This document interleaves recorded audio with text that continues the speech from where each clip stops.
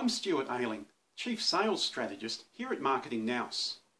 Are you a sales leader who really wants to get the best result from sales training?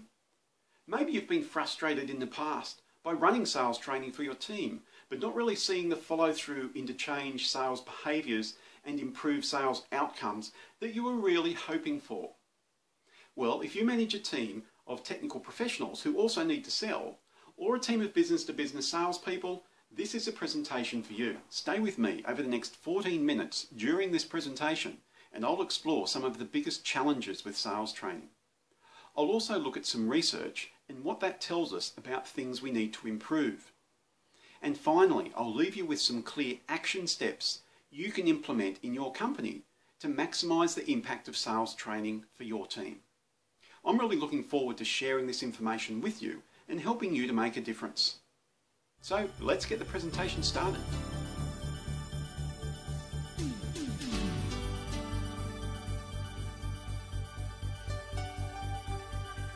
It may be no surprise at all that the biggest challenge to maximising the impact of sales training is in fact managing the process of change. And I know from work across many client organisations that it is possible to successfully navigate these changes and create the positive impact from the training which you're looking for. But it does require a focused effort. And during this presentation, we'll cover some of those important factors that you need to focus on. One startling statistic out of the United States shows that 80% of sales training produces no long-term impact after 90 days. So does this mean we should abandon sales training altogether? Well, no. I think this means we need to look at the whole process around the training and to make sure that your investment in sales training really creates the impact and the outcomes which you're looking for. And we can start by looking at a common problem, and that is that training, particularly for expertise-based teams that are used to dealing with a lot of information and assimilating that information and transmitting that and communicating that information to clients. Often sales training is seen in the same way, that it's an information transfer process. And the thinking is, well, we've got smart people on our team, and if we just give them information, they will become better sales professionals, and therefore they'll be able to increase sales. But look, really, that's just wrong. Sales training doesn't work that way. It's really about developing habits. And when we look at habits, we start to realize that, well, it's not as easy as people make out. You may have heard the saying that it takes 21 days to change a habit or to create a habit. Maybe you've heard it takes 30 days. Well, either of those are just generalizations. And in fact, studies at the University College London have shown that habits take anywhere from 7 days to over 2 months to fully develop. And that's with daily practice. And this study looked at a range of habits, such as developing a simple habit, like having an extra glass of water at breakfast. And that sort of habit can develop in about 7 days because it's a pretty easy thing to do. It becomes automatic. Whereas more complex habits like exercising on a regular basis took a few months to really develop to the point where the participants said it was a habit and it was happening automatically and they didn't struggle with trying to make it happen. And I think that sales behaviours are really at the complex end of this habit forming spectrum. So if we're running sales training and we're wanting our team to change the way they handle their sales activities, we really should expect the changes to come into force over a few months. Sure, I've seen changes happen overnight. I know that individuals can take some of the new techniques, put them into place the very next day and start to get better results. But generally, we need to look at this change in sales behaviours happening over a few months and happening with regular practice and thinking about how can we support this process. And that leads us to another area which is often one which is overlooked, and that is that companies don't pay enough attention to the development, delivery and support of the training. And that's because usually the focus is on the logistics of the event. Now, by that I mean the logistics is the participants and getting everyone to the venue where the training, or maybe the conference, and maybe it's a sales conference. That's often the case with sales training. You get people together from different areas. That may happen once every 3 months or every 6 months, or maybe only once a year. And so there's a big focus on how much can we fit into that program, where are we going to hold this event, what will be the disruption in the workplace from these people leaving their regular routines. And the focus really gets onto the logistics of that one-off event, rather than looking at how does the training fit into the broader picture within the organisation, and putting the development, delivery and support in context so that we can support that behaviour change. And we really need that behaviour change because buyers are now engaging with sales later in their buying process. Some years ago, if you like, in the old days, we can say that the sales process, or the buying process, was quite linear, in the sense that started with someone being a prospect and not really knowing much about what they need. They would speak to a salesperson or a technically oriented person to get some advice or get some direction, and then they'd move through a linear process towards the end of that sales process, and that sale would be closed. But these days, that's not the case. Buyers are doing a lot more of the research themselves. They're speaking to their colleagues. They're looking for information online.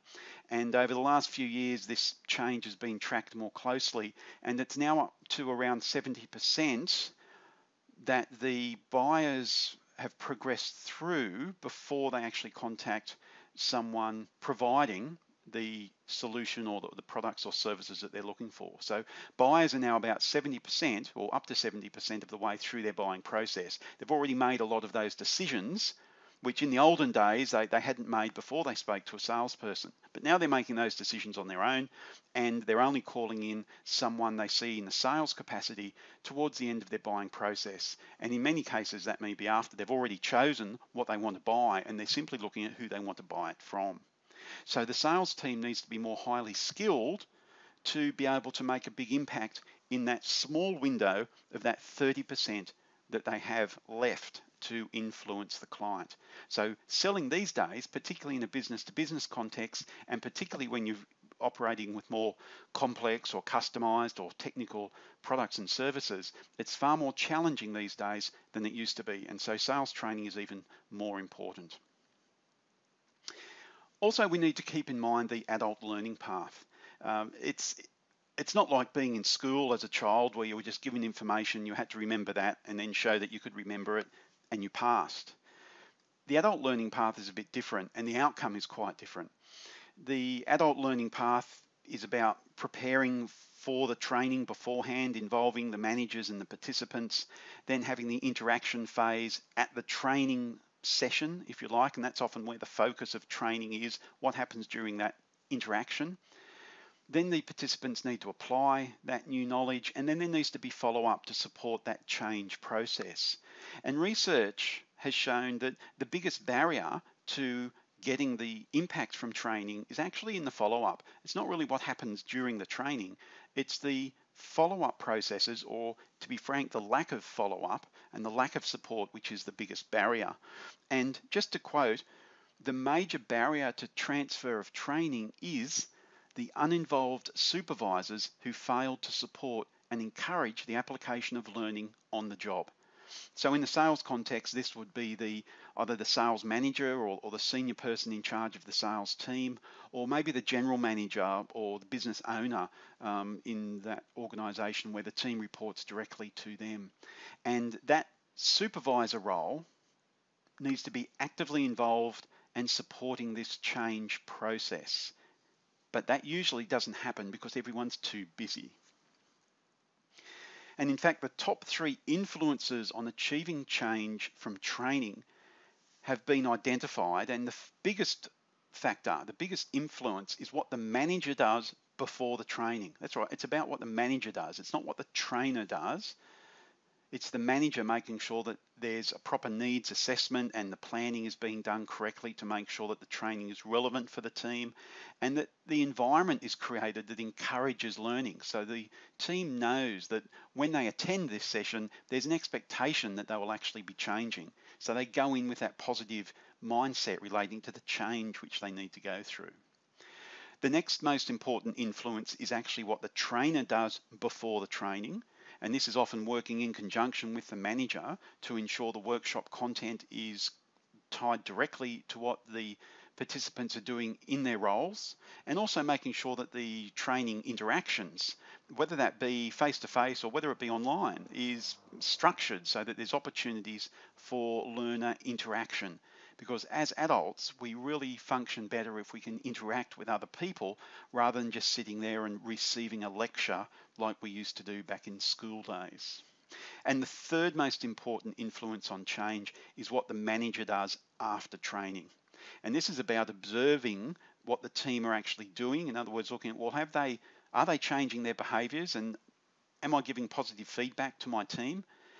Have I held a briefing after the workshop to update everyone on what the expectations are and to see if there's any obstacles in terms of them putting it into practice? And keeping the focus on using those new skills over time. As I mentioned earlier, developing habits takes time, and that process needs to be supported. So these are the top 3 influences on creating change from training. So if you were to ask, how can I achieve long-lasting impact from training? I'd suggest there's these 3 areas. The first one is to make sure that you're providing clarity for the whole training process. And that includes starting with what the company goals are, and that then translates into what the particular sales goals should be. And also looking at how does that training fit with the company goals? Because the training should be directly connected to what the team are trying to achieve. It shouldn't be something happening on the side, which is a bit difficult to integrate into their day-to-day work. The second aspect to consider is your leadership. There needs to be a commitment to a vision. What's a greater purpose that you're trying to serve with the training? Where do you see the team really heading to? What's the vision for this change process? And you really need to lead by example. You need to engage the team. You need to have integrity by living the values which you're discussing with the team. And there needs to be a plan for that change. Rather than just expecting it to happen and putting the pressure on individuals to change overnight, let's make a plan for how that change should happen in the workplace. And the third factor is to make sure there is accountability. This means that there should be sales performance criteria in place, that individuals should be held accountable. And as part of the structured feedback, individuals on the team should know where they stand in terms of making that change that you wanted to see. There should also be a system for providing individual coaching for the team members, so they're getting some specific feedback on what they need to do. Often it's difficult for an individual to see themselves in that correct perspective, and so the coaching can really help them identify where they need to keep development. And making sure there's opportunities for ongoing learning. Are you actually stretching the team or giving them opportunities to stretch themselves and making sure they're accountable for achieving that online learning? So clarity, leadership, and accountability are 3 key building blocks to make sure that you're getting long-lasting impact from the training. And finally, if we look at an improvement action plan for your sales training activities, I'd say there's 2 areas, and the first one is for sales leaders. That's being clear on your sales improvement goals, making sure you commit to change, holding your team accountable, providing training and individual support, and also evaluating the training activities. Don't just move on to the next thing on your agenda the next day. Make sure that you're integrating the sales activities into the whole development program for your team. And from the sales team perspective, the individuals should commit to ongoing professional development. They should be taking responsibilities for achieving that growth, so they should be meeting those key performance indicators or KPIs. And they should also be committing to fully participate in training initiatives, so that as a team, they're supporting your leadership to go down this path of behavioural change, which will lead to better sales outcomes and also lead to more satisfied members on the team because they're able to more easily and more capably achieve their goals. I'm Stuart Ayling. I've been talking about how to maximise the impact of sales training. If you'd like more information on this topic, please get in touch. or visit the website for more resources at marketingnouse.com.au.